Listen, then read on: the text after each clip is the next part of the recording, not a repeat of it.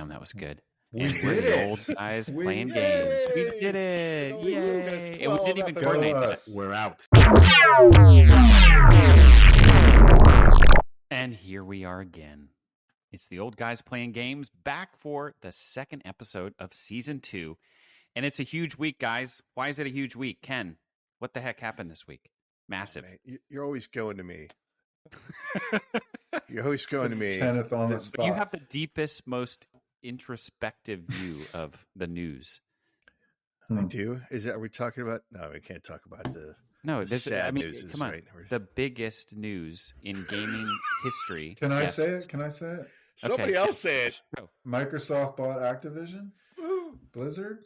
Well, they put a bid in to buy them. Oh, okay.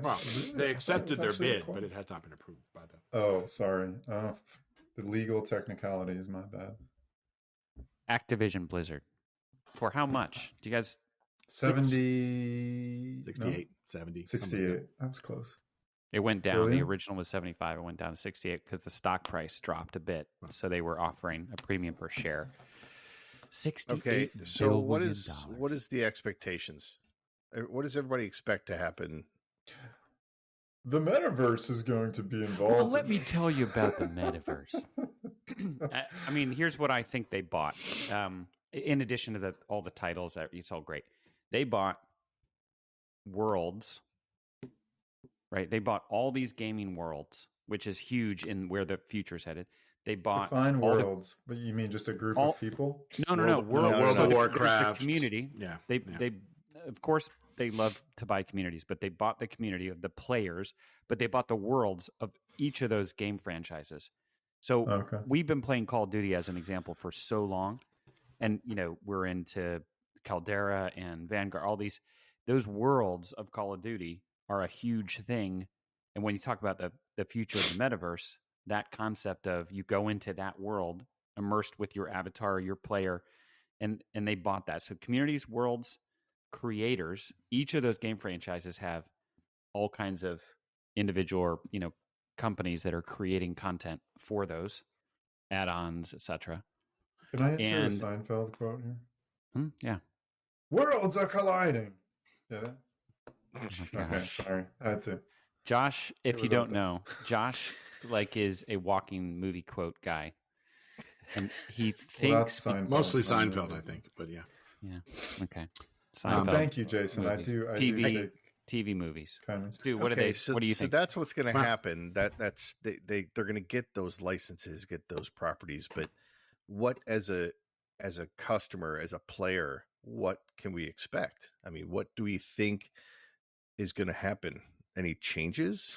Improvements? Stability to the game? Oh, yeah, sorry. I think, well, a couple of things. I think number one is, as Xbox guys, I think we can expect maybe now we're going to get the previews before others. That'd be nice.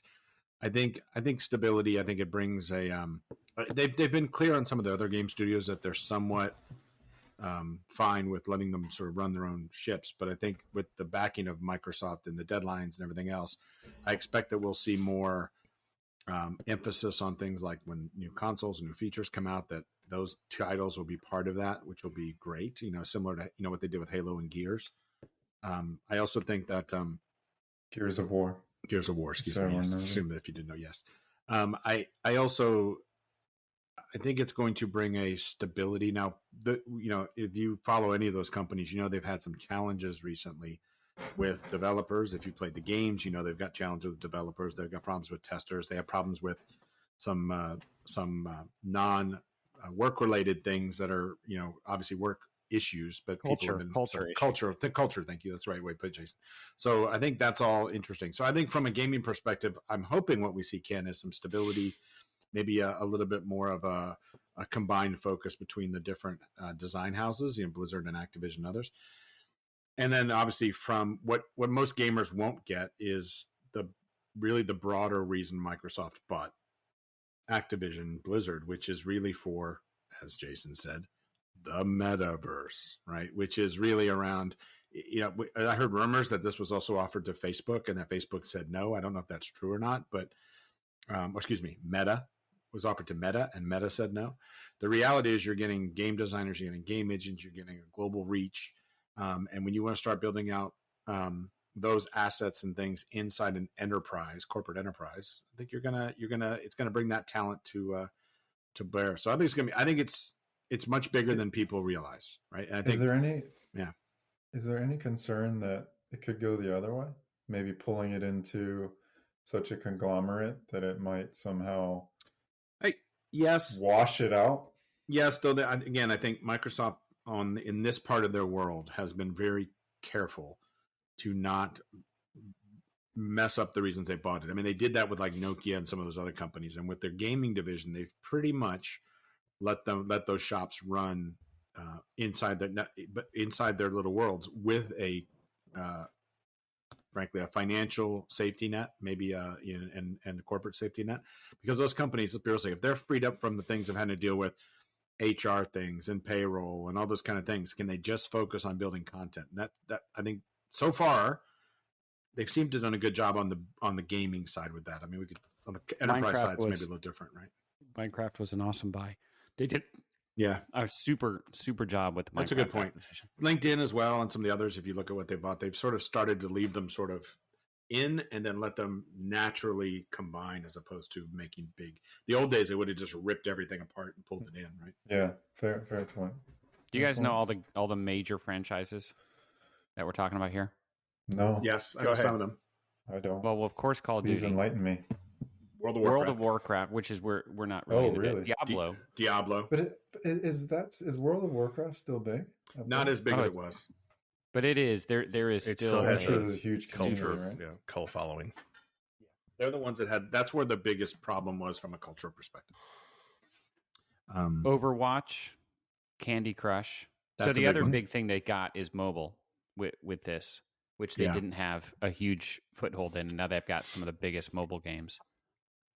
Those are some of the biggest ones, but there's Tony Hawk, there's Crash Bandicoot, there's Spyro, there's I believe it's Bandicoot.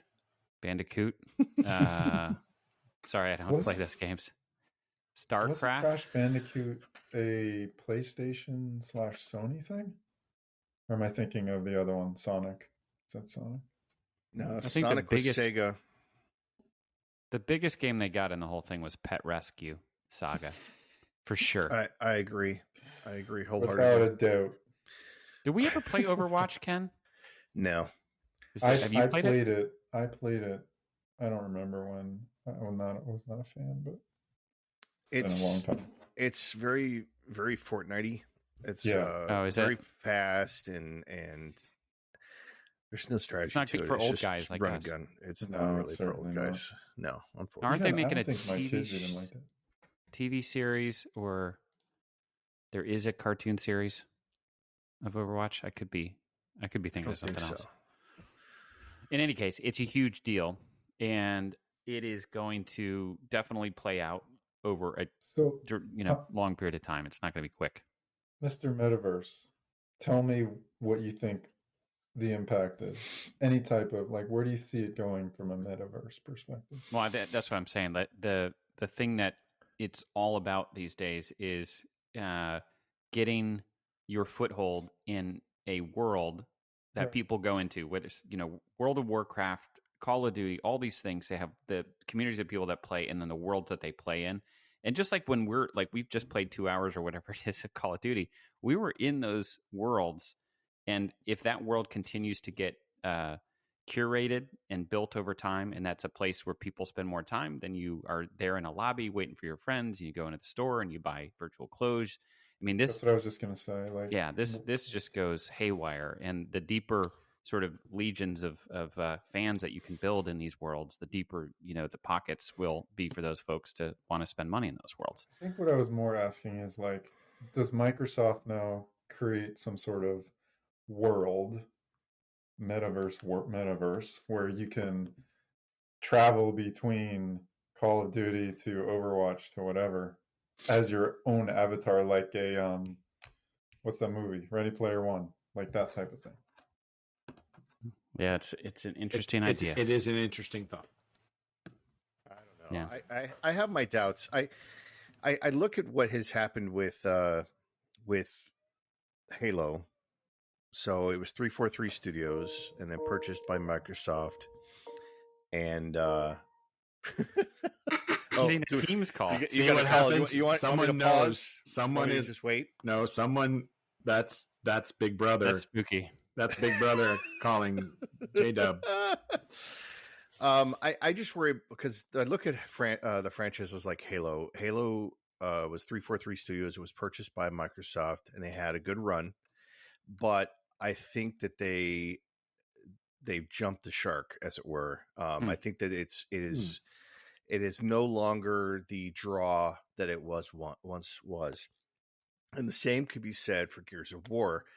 They published that title through Epic Games, and I just think that the exclusivity that Microsoft has given it is great, but the game is it has run its course. It no longer has the following that it once did. And the thing they're worried about with buying Blizzard and Activision is that both of those companies have such a large following that I do worry that Microsoft will say, look, World of Warcraft, you had your day. You are no longer, there's not enough people playing it anymore, so I'm going to drop it. If that's the case, then that might have been the case anyway, right? I think we'll see. I mean, I think that's a fair concern. I think we've seen that they have continued to put money in Halo and others. Whether they're as good at games, that's a good question, Ken. And they may not be analogous, right? Well, I hope I'm wrong. I really do, because I think that there's a lot of good titles, a lot of good opportunities for Microsoft to take advantage of these publishing houses. There's a lot of name, and then there's a whole library of titles that come with it that people are very big fans of. And I hope they put money towards the new projects that are coming in, and like wild ideas, and start publishing, because who's got more money than Microsoft to do that kind of thing? So not many. Fingers crossed. Fingers crossed. Cash. Yeah. Okay. Well, this is going to be a fun one. Undoubtedly, the story will play out over time. It's not all going to happen quickly, but we'll watch it. We're excited. For us Xboxers that see a game house that owns our favorite game. That's pretty cool. So we'll see that play out. Okay. The next thing. Beast and I were having a little bit of Ken and I were having a bit of a debate. It's not the first time. I know. No. It's kind of an Easter egg, right? It's kind of an Easter egg. Yeah. We were having a bit of a debate about the latest Rainbow Six game that just came out. I was excited about a Rainbow Six game and the fact that it was on Game Pass, but I was not excited about the fact that it was... What is it, Ken? What is it called? Aliens versus Aliens. It's called Rainbow Six Aliens? Extraction. Oh my Cowboys God! versus I thought it was Oh man, zombies. It's Indiana Jones 4, isn't it? Oh, it's terrible. So the Crystal Skull. Yeah. So Rainbow Six first came out in '98. It was a PC game first. Really? And 98? Old? Wow. Yeah. And it was on N64 and PlayStation 1 and Dreamcast, for crying out loud. Really? But and I've played it, and then once I got into console, it came on the Xbox with one called Rainbow Six 3 by that time, back in 2003. And I loved it, and I played all the iterations of it on Xbox, Black Arrow, and then they had Lockdown and Critical Hour and Rainbow Six Vegas. And I enjoy these because these are 4-player co-op tactical first-person shooters that you follow the story as you go through it with your friends. And this is all what I've been talking about, that I enjoy playing co-op with my friends through the story of the game. Right. And unfortunately, Rainbow Six Vegas 2 back in 2008, it was on the 360. It didn't do great. So I liked it, but it didn't sell very well. And then they had one come out in 2010 or something like that for the Xbox One called, they were going to make one called Rainbow Six Patriots. That's what it was, but it was canceled.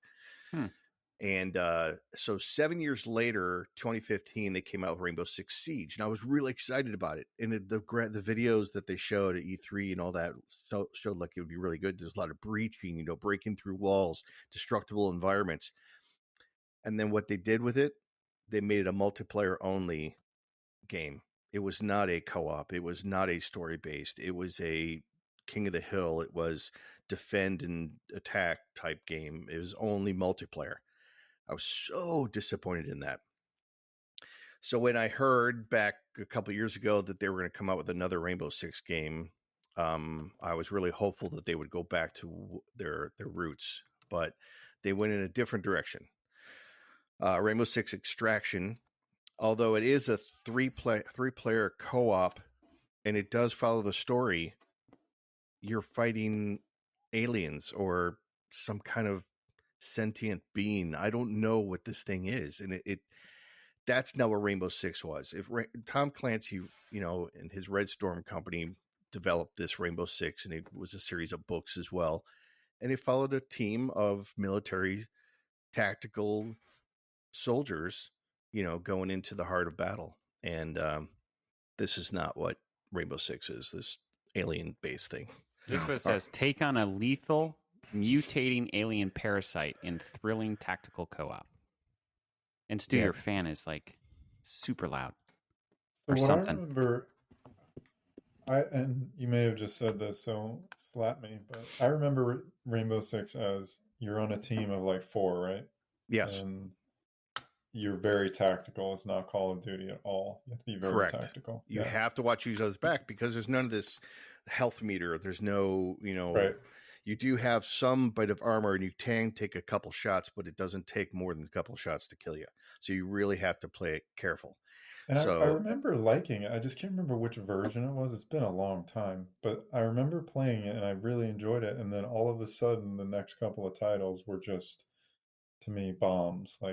And that was back when you paid, $60, and if you don't like it, too bad, Yeah. So I was not thrilled, and I haven't been back since.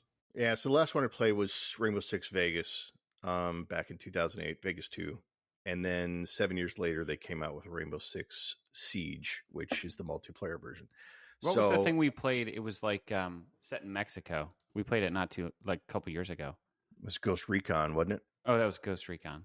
I believe. That was another game I really enjoyed. But the thing I don't like about Ghost Recon is the third-person view. I prefer a first-person view. But I don't know. I mean, Stu, you've played Rainbow Six. I mean, I fear that this whole franchise, which really had a lot of promise and could be very popular today, has just fallen apart and has gone to crap. And it was Ubisoft purchased Red Storm, and I thought, oh great, things are going to be great now. And then this is what we get. Yeah, I would agree, Ken. I mean, I think you used the jump to shark earlier for Halo, but I actually think it's not even close to what we're talking about here with Rainbow Six, right? I think it Halo maybe hasn't been as good, and though Jason would say he loves the campaign, which we've all heard, I think Rainbow Six lost what made it special. And maybe, I was thinking about this as you were going through the history, maybe games changed, right? I mean, when we used to love... Whoa, hold on. Is this Stuart saying that games are allowed to change? The story arc, what does he call it? As normal, Jason. Maybe let him finish. As maybe normal, you interrupted me before I got to the actual point of my statement. I will give you props though, because what are we in now? I don't know what minute this is, but normally you're within the first minute here on attack. So good job. So back to my point, which will now be more difficult to make because it's been divided, is that the way we play games has changed. We now play more multiplayer type of games, and when we liked Rainbow Six. Those games were they were the only way we could co-op, and it was in a scenario. We loved that game. So we are the old guys and we love that kind of game. The younger audiences have an attention span of a sand flea. They tend to play games that are much faster. But so I don't know, Ken, maybe there's something we don't know that frankly it's not as marketable as it was for us, right? But I will say to you, I would agree. We like the interaction between the four of us when we play games. We like, I'm going to breach. You've got my back. I mean, we were just playing, as Jason said, and we were, I've got left, I've got right. Where are we going? What do you have? Those are more strategic, even though obviously it's not chess. If right? you Which wondered, we know Josh can't win. It's something a little bit more fun. Shout out to my son. But yeah, so that's my take on it. I just think that it's a shame because how difficult it is to give us a 3 or 4 person game. The question is, do they make money on those games, and is the comeback as much as it is a multiplayer? And the answer is probably no. It's why we have as Jason loves, the proliferation of zombies in everything, because you can just kill a crap ton of them, right? And so they can just keep coming at you, and the game keeps going. I mean, the zombie in I don't love zombies in Call of Duty, because you know what? You could play forever. Yes. But yes. see, I was thinking about you guys saying I don't want zombies in Call of Duty.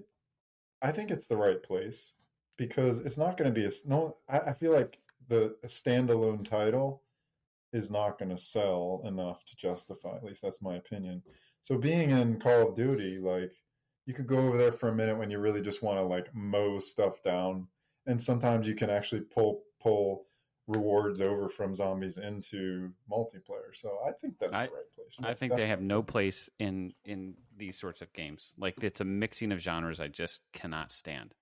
I play it with you guys because it's a fun thing to play anything with you guys. But I prefer it to be all military focused and, fighting against other humans. I just don't love the mixing. And, I think what they're trying to do is they're trying to diversify, right? They're trying to satisfy. So Warzone is for the teams that like to play together and go out there and win together. Then you've got multiplayer, which is like a lot of solo stuff, that people like to get better and boost their scores and their weapons and stuff. And then zombies, I think, is just for the uninitiated, go out there and just mow things down. But I think they're just putting too much in one title. If they focused on one thing, I think that they would do better off. But you do bring up good points, Stuart, is that gaming has changed. And you're right, the kids today that are playing these games, they have a different preference than we did. So that's where the Fortnite comes in. That's where stuff like that. That's why that's so popular. But that is not our forte. So yeah, I guess we are old guys, and unfortunately, that is a hurdle I'm not able to embrace. I have to just go ahead and walk around it. Yeah. But I don't know. With zombies standalone titles, I have played a few of them, and I do enjoy them. But it does take a certain mindset. You have to know what you're getting into, and that's what all you're going to do is that. But the fact that you have it built into Call of Duty, I do like what Josh says, that if you just want to take time away from the multiplayer and the war zone, you can go over to zombies and just try something different, and it's within the same game. So it doesn't bother me. And there's a bit of a story to it too. So it's like a mini campaign in some aspects. I don't know. I don't mind it. It's not my go-to, but sometimes it's fun. And I think it's the right place. So I like it because the whole it reminds me of the Castle Wolfenstein, where there was a game that was based on a I don't know if it was actual history or if it was just fictional history, that the Nazis were into the occult and they were able to create these monsters and zombies. They were certainly into the occult, but I don't know. Yeah, and so they made these zombies and then trying to make enemies that were hard to kill. And so I enjoy that storyline that they brought into Call of Duty, because it reminded me of the whole Castle Wolfenstein thing. But anyway, I was going to ask, just maybe popping over to some Call of Duty news that Stu saw. Stu, did you see something about release dates of seasons? Yeah, season 2. So they, for those who don't know, I think we've talked about this, but they release seasons, which are big updates, and they reset the counter, and you have to redo your season. The new season was delayed until Valentine's Day. I think it's at least a week delay. I think, right, Ken? I think that's what you said. Yeah, it's early February. Yep, and it's on the West Coast. It's 9 p.m. Pacific, February 14th, and East Coast US gets at midnight. Which means I'll be ready for the reminders from Jason to update that night. No. Ken does the reminders. It starts with Ken, and then it persists with you. And let's not forget about the 73 reboots and major frustration we'll have. They need to fix that. The update. Hence, they said, Josh. Yeah, for Josh. Okay, fine. 1 out of 4. 24, the other 25% of people. The other thing is there's rumors that Call of Duty, the next version of Call of Duty, they're going to release early because of struggling Vanguard sales. So they might bump up the next Call of Duty to October. Is the rumor, and it's really sounds like it's a follow up to. That's the reason. That's Modern Warfare 2019. Yeah, that's what it says. That's the second link that I pinged into the window there because of poor Vanguard sales. Not surprising. And does that mean, Ken, do you think we'll have now 5 columns when you start? You know, it's like it's getting overboard now with how many, and only Ken knows what each of them is. I know 2, Vanguard and Warzone. It's not that hard, Jason. I think what'll happen is that Modern Warfare 2 will replace Modern Warfare that's on there now.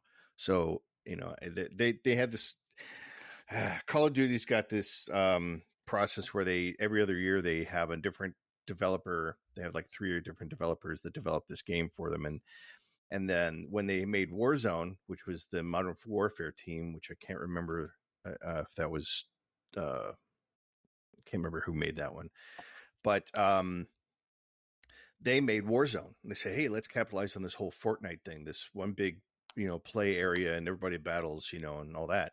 So they made Warzone. Was that Infinity Ward? Was that Infinity Ward? It might have been Infinity War, yeah. Ooh, I got it right. And then the second one was called Cold War. When they came in, they were like, well, we can't abandon the Warzone. People love that. So let's incorporate it into ours. So now they have they made three menus where one was for Modern Warfare, the game, one for Warzone, one for Call of Duty, or I'm sorry, Cold War. Then Vanguard came out, so now we have 4. We got Cold War, Modern Warfare, Warzone. It's like, all right, guys. Even Ken can't figure it out. So I think Modern Warfare will get replaced. And if any of you have actually tried to get into Modern Warfare these days to do anything, it really is a hassle. We have done because we have unfinished business. Yeah, we have some co-op missions that we can't seem to finish. Pitch Black is the mission this squad cannot, for the life of us, finish. It's not even like we get to 95%. I think we're at like 80%. If that. I really think we're taking it too slow, but we can talk about that in a minute. Because didn't we watch a YouTube video where the dudes did it in like 30 seconds? Yeah, no, it's like that's not our gameplay. We can't 45 play seconds. I know, you're right. We got to do. We have to be true to ourselves, Ken. That's right. Okay? That's right. We're not changing for the game. Make the game bend to our gameplay. But yes, I think you're right. I think Modern Warfare 2 will replace Modern Warfare in that menu system. Very cool. Okay, well, that's enough of Call of Duty. We always come back to it every episode. But we're going to take a quick break and come back and talk about where we all hope and dream that the future of gaming goes. So all that and more after the break. Okay, we're back. And Ken had a really good topic for the group to talk about. And I'm going to start with Josh. Josh, when you think about where you want gaming to go, I'm just going to leave it open-ended because Ken did a good job in doing that. Where do you want gaming to go? What's your hope and dreams for? I wish you would not have come to me first. Okay. I don't know. I can't answer that question. I have no idea. I just want it to be. Here's what I'll say. Okay, Stuart. I want it to be fun. Okay, you're done. And you guys talk, and then I'll come up with my real answer. Where do I think gaming is going? Where do you want it to go? Not where do you think it will go. Where do you want it to go? I want it to be available anywhere I want it to be. Ooh, I like that. Tell us more about that, because I have something maybe similar. Well, what does that mean to you? I think, part of the challenge in the past is gaming has been restricted and or better on certain platforms because of hardware and software and network and everything else. I think with the advent of 5G, potentially, and as long as it doesn't take down every airplane flying in the sky, I think we've got a good chance, which apparently the airlines are worried about. I think the idea that we can play on I think we can expect devices to get thinner, to get more powerful, to get more mobile, to be more castable, right? And so the idea of being able to carry an Xbox in my pocket, even if it's like a Roku stick type of thing or something like that, to where no matter where I am, I have the power of the Xbox that is not less than the power of a PC. I know that is folly right now, but what we have today is so different than what PC makers had 5 years ago. So My big thing is, and I'm not going to go with, I want it to be available to everybody. It's not that kind of stuff. It's not. I don't want gaming communism. I just want, or utopia. I just want to be able to play wherever I am, to be able to pick up a controller and play, right? And whether that be on VR, whether that be on headset or anything else, that's what I would like to do. Josh seems to have the look on Ken's face was just when I said gaming communism. Yes. Well, I mean, my point is because this idea that it's like, oh, it's going to be perfect everywhere, and it's going to be great, and we're going to live in blue skies and run through the fields, and everybody's going to hold hands. And seriously, no. I mean, the reality is that? Who says that? That would be the posters. I'll get you a poster, Jason. But I think for me, that's the big thing for me is my hope is, because I think we're always going to have crappy games. So to say, I want all the games to be great would be sort of folly. I'd like to be able to play where I want to play, the same way I play on an Xbox.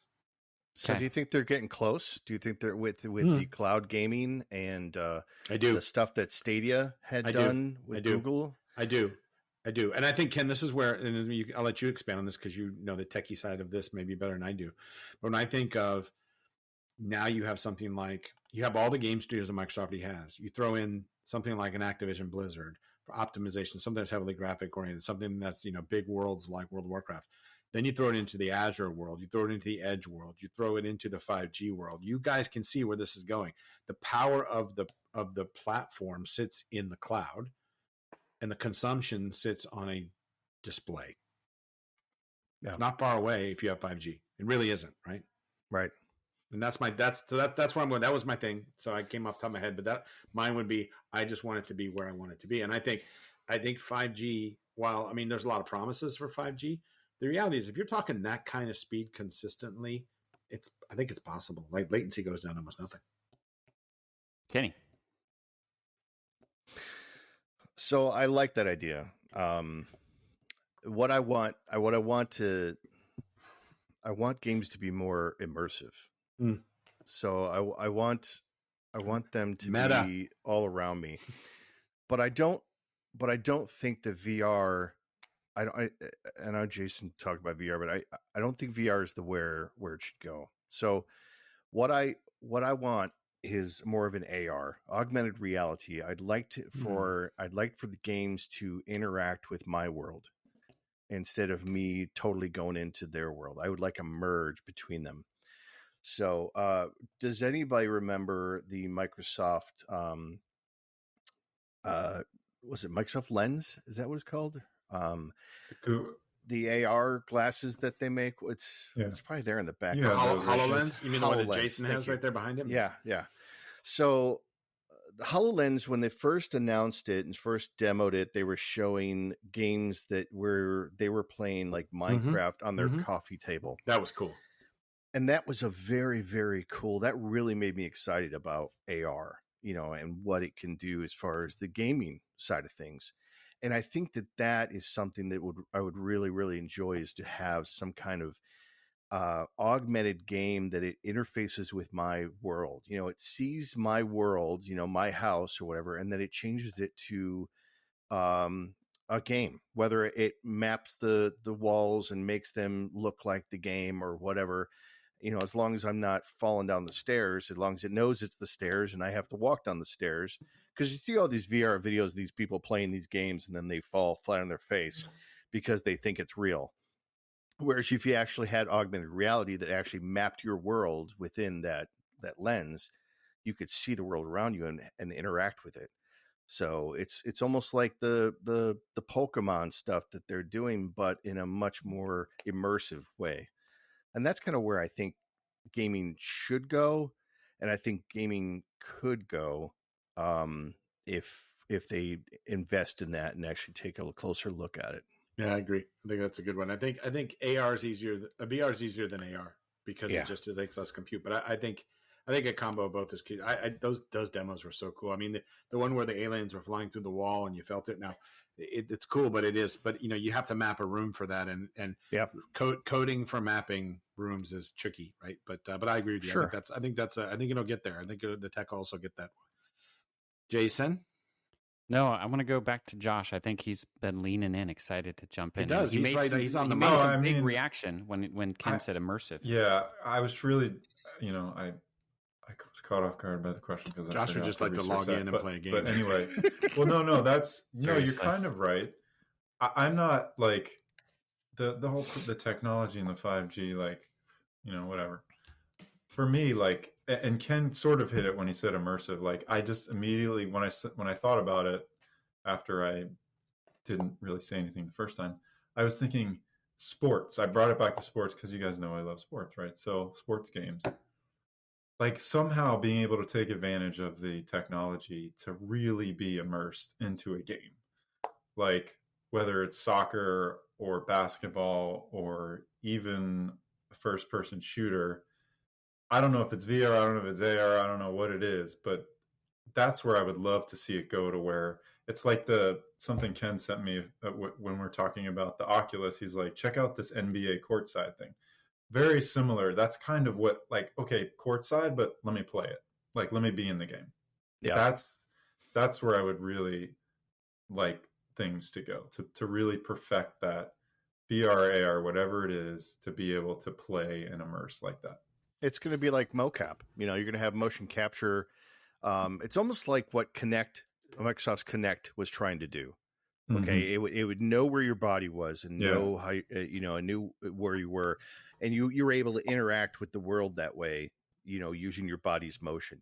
We did something similar, but Kinect really actually mapped your body, and Oculus does it to some extent because it uses the handsets that you use to move and things like that. But Kinect really mapping my body and knowing where I was in the frame.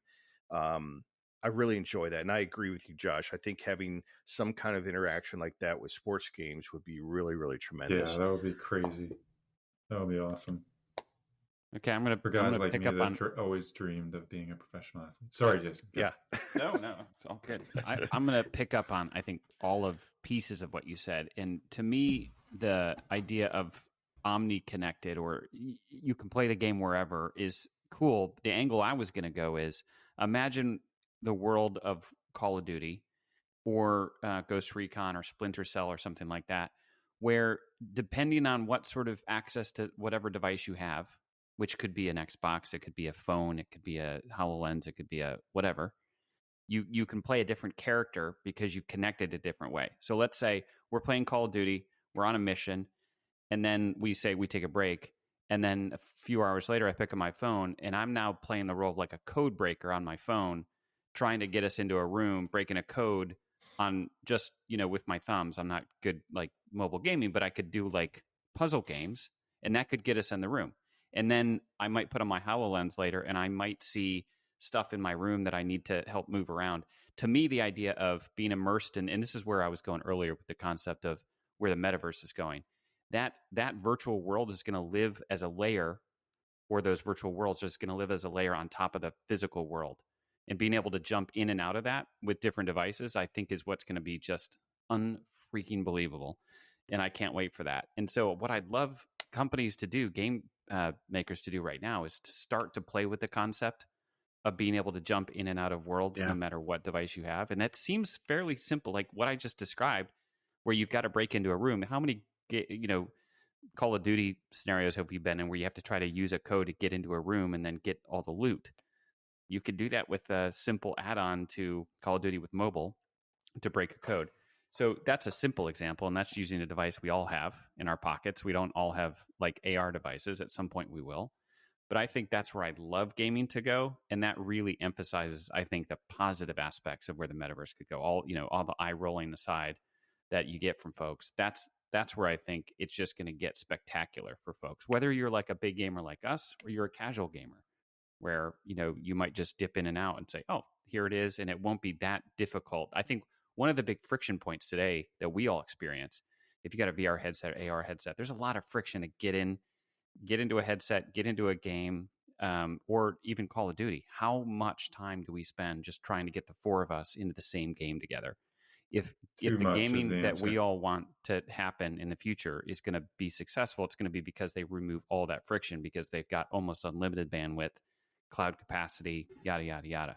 I think that's got to be fixed before the future that we all have been talking about here happens.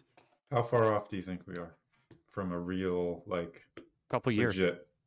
Couple years. I really do. And that's terms the of the optimist headsets that view. Well, that's a guy that I spend a lot of time, as you know, in the space the and see these metaverse. devices.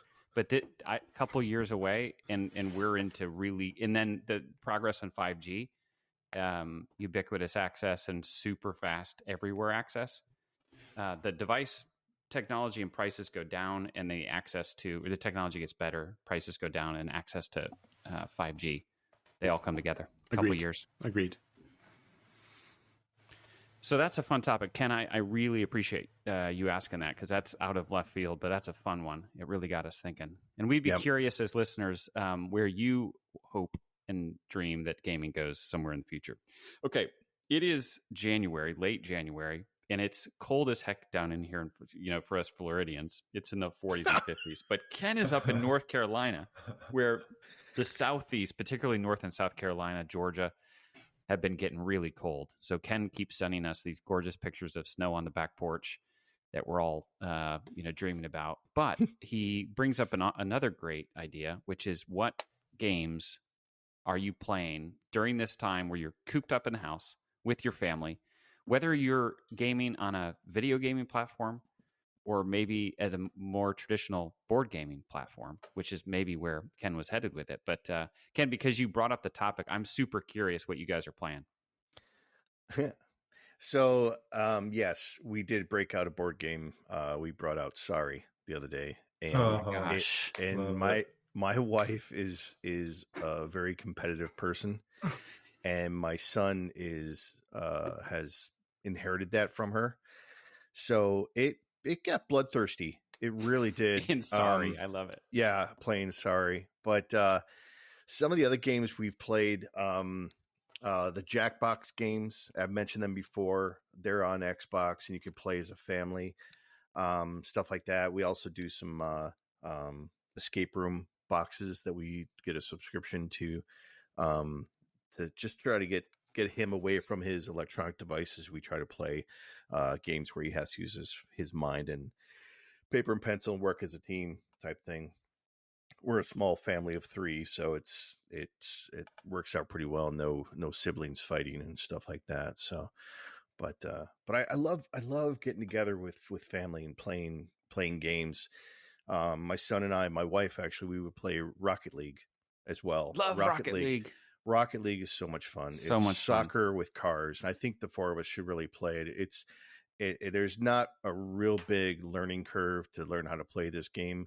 It's really, you got to think about physics, but it's so much fun. It's you giant soccer ball, and you're in these souped up cars, and you're driving, trying to bounce the ball into a goal. I mean, my son played the heck out of that game. He played it. He's got all the achievements for that game. He played it all the time, and I would love playing with him as well. And we played as a 3-person team against randos, just so we could get a chance to beat them. So the achievement engine in that game, I think, is one of the most brilliant, addictive achievement engines ever, because you start playing and the achievements are like the next level of the thing you're going to get is just so easy, and you just keep getting achievements. And they're things that you really feel like when you play Call of Duty and you get achievements, you get like the next level of gun, you get an attachment you might not notice, but in Rocket League, these achievements, they're adding super cool things on your car each time that you feel a difference for. And so for a period of time, I was just like totally hooked on that game because of it. Yeah, it's a lot of fun. We should all play it sometime. I think Stu would like it with his physics background. I think Stu, seriously, I think the other game that I keep telling you guys about is Fall Guys. Like, I can't wait for that to come out. For Fall Guys. I got it. It's on PlayStation. I played it with my kids. I'm sure it's like Rocket League. It's just so obstacle fun. course. Yeah. You did show us and it's a group of like 20 or 30 people. You're trying to navigate these ridiculous obstacles, but it's so much fun. It's on Steam and PlayStation. Can we play it on Steam? We could probably play it on Steam. It's supposed to be coming out for Xbox though. It's forever. So look at a game called Gang Beasts Gang Beasts is, I think, a poor man's version of Fall Guys. Look into that one, Josh, and see if that because that one's available for Xbox, I believe. Yeah. Can I say I think we need to look at getting Nintendo Switches. I've had so many. You know why, Stu? You're saying that because our haircut guy is. No, not because of Matt though. Matt, we love you. Shout out to Matt. I think Matt. You cut whatever the 4 hairs I have left. You make them look good, man. I think for me, I want to play Mario Kart with you guys. I want to play Mario Kart. I want to curse and I want to have fun and I want to laugh and I want to. How much are they? I don't know. I'm looking right now. I can't believe Ken doesn't have one in his house. It really is surprising. You do? I do have a Nintendo Switch, yeah. They look like 400-ish, probably. Is that right? Okay, I'm buying one right now. I love it. All right, I'll get one. Amazon. 350. I cannot tell my wife. She'll be like, what in the hell is another video game coming in this house? You may have to buy something else. Nintendo Switch. I just bought I bought an engine lift today. I don't know if oh jeez. And he fit an engine lift in an Audi 4-door. I did. Wow. It came in 2 boxes, Ken. It's flat packed from China. So. Oh, I see. Okay. Wait, it's $299. I know. Is this what we really want, Ken? This Nintendo, the $299 one? Or are we missing something? Why is there one that's $599? You don't need to get the OLED. You don't need to get the OLED one. Let's not bore the audience. Just get the online shop. Just get the $299. The $291 and $299 one is the one that's got everything. Thank you, Ken. Thank you. But Stu and I, there's no way we can buy something and know that there's like the OLED edition is a little bit better. If there's a button on my dash that's clearly not been put in, I have a problem. But that doesn't mean I need the OLED one, Ken. So I agree. If I'm going to plug it in the TV, I don't need the OLED. So. Oh, is that the deal? Okay. Yeah. But we're playing it in the doctor's office or the waiting room or watching your kids. I'm plugging into the TV. So. Okay. But you could play in doctor's office. That's a good point. When you can do it when you're that or in your plane or whatever. Well, they also have a Nintendo Switch Lite, which is solely a handheld. Nope. No such thing. There's no. So I think we'll bring that. I think Josh is right. We're now purchasing online, but we'll bring back our experience, and then Josh is going to be shamed into buying one. So I think Josh is going to get one. Well, what about games? What family games are you guys playing? Oh yeah, family games. Okay, here's the other thing we should do. And Ken, on the website, chess. On the photos thing. I think we should all go. Are you playing? I know Ken has this. I'm losing at chess. Sorry. I think Ken and I probably have a huge gaming cupboard of all our games. I have like one. Board games. Okay, I have one all too. take pictures of our gaming cupboards, and let's put them on the page. And because it's cool, I've seen people like there was a trend for a while on Facebook where people were doing that during the start of the pandemic. Yeah. So I can give you a little tip on how you want to beat because my kids are competitive too. I don't know where they got it. We play games, but the way that Shannon and I take them down at games, and I won't go through all the games, but we've played Trivial Pursuit. But the one we have is from the early '90s, and they know nothing about that.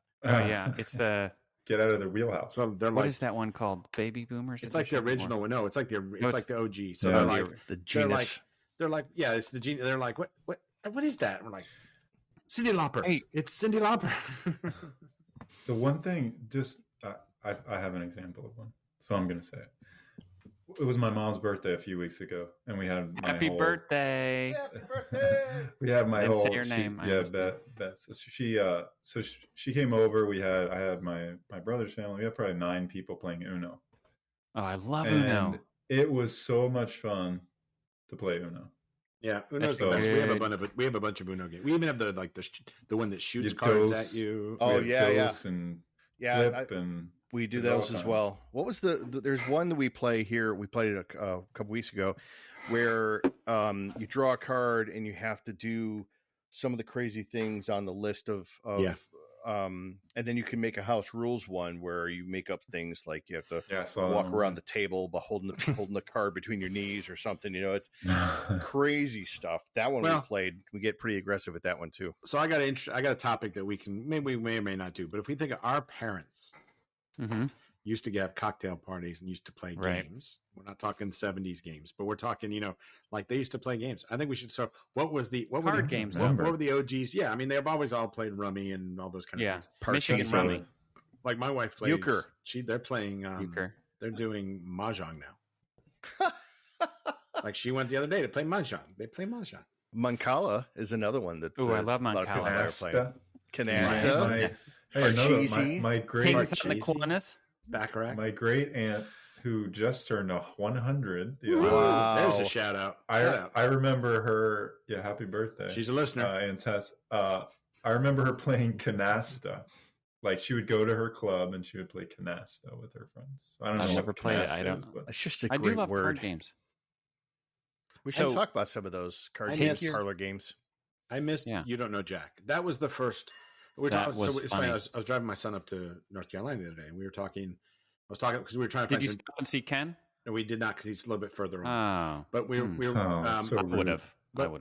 I still potentially could. But we were. I was talking. We were trying to find some trivia games to do on the way up, like to download. And there weren't a lot of good ones on the phone. So if you guys know some, give them to me. But I was trying to explain to him, You Don't Know Jack. He's like, "What's that?" I said, "See if there's an app." And I'm like, "It was a great game. It was the first game, right, that combined a board game with a PC. It got my then girlfriend or maybe fiance and couples. We got in front of a PC to play a game. I think that's a unique game in that sense. It was the first one, right? Can you remember? We used to do it all the time, and I think it was the first one that did that. Yeah, it's the first one I can think of. What's the one where we do it when we're standing on the ride? You know, the trivia heads one, up and heads up. That's fun. That's a great idea when you're sitting in a long line at. It is a blast. That is funny. I can imagine people playing that in line. That's great. And of course, we're all playing Wordle.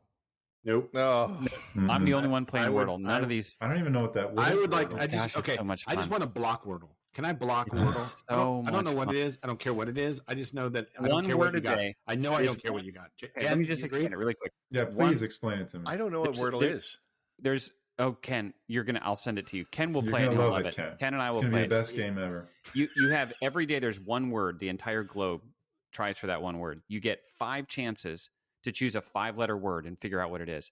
When you choose the letters to try to get the word, if the letter turns green, that means you got that letter in the right spot of the 5. If you get that letter yellow, it means the letter's correct. It's in the wrong spot. So you have 5 chances to finally get that 5-letter word. Does everybody else see if I got a right letter? No. And that's what people are sharing. They're showing how long it took to get it. They're not showing what letters you've chosen. I will say one thing that it took me a while to figure out is if you choose, let's say the word has 2 of the same letter, it won't show you that you've got, that there are 2. So you can reuse it. So I'll send it to Ken. I would recommend for those that want to know why I don't play this game, there's a great Star Trek The Next Generation episode called called The Game. Oh, this is a deep cut. I highly recommend you go watch the episode The Game, which may be prophetic to why I don't play Wordle. Okay. I think I remember this episode, but I'm going to go back and watch it. Wesley Crusher returns the Enterprise on vacation from the Academy only to discover a mysterious alien game infiltrating and controlling the crew. Go watch it. It's definitely controlling me. There's your geek creds, folks. Go watch it. Okay. Well, this was a fun episode. I have to hand it to Ken for giving us the topics, although I have to give it to Microsoft for the biggest news story of the week, of maybe the past 5 years in gaming, maybe more. It was a tremendous news story. Huge deal. And for us Xboxers, that's a massive deal. Well, guys, I want to thank you again for showing up to do another episode. We're going to probably play again later tonight. And as always, I'm Jason. I'm Josh. I'm Ken. And I'm Stu. Damn, that was good. We did it. Old guys playing games. We did it. Yay. And we didn't even coordinate that. We're out. Bye. All right. Bye.